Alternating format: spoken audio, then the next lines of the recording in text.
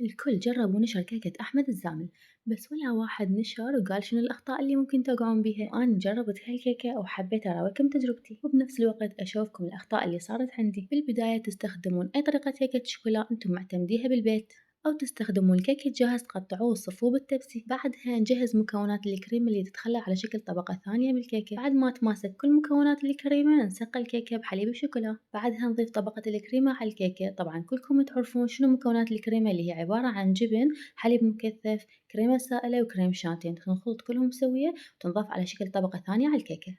وهسه نجي على أول خطأ صار عندي. طبعا ما لقيت كراس شنو ما لقيت رازي كريسبي حتى أسويه، فجبت بداله كورن فليكس أو كوكو بوبس، وبديت أضيف عليه الشوكولات ذائبة. طبعًا شوكولات ذائبة هذا خطأ، إنه أنا ضفت كمية كلش كبيرة، لازم أضيف كمية قليلة. الكمية الكبيرة راح تبقى تمتص عندي الشوكولا الباودر. كل ما أضيف شوكولا باودر راح تبدي تختفي لأنه يمتصها الشوكولات ذائبة. هنا أنا اضطريت أعالج الموقف. حاولت أضيف كوكو بوبس لكن صارت زيادة بدون فائدة. وأخيرًا قررت أشيل قسم من عنده وأبدي أحرك بالقسم الثاني إلى أن يبرد تمامًا.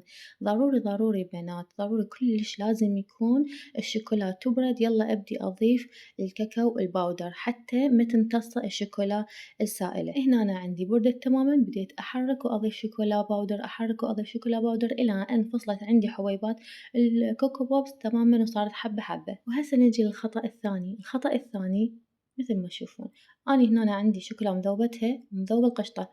الشوكولا هنا درجة الحرارة مالتها كلش عالية، فلمن اجي ضفت القشطة همتين حارة. هنا عندي تكتلت، فصل الزيت مال الشوكولا عن الشوكولا الأصلية.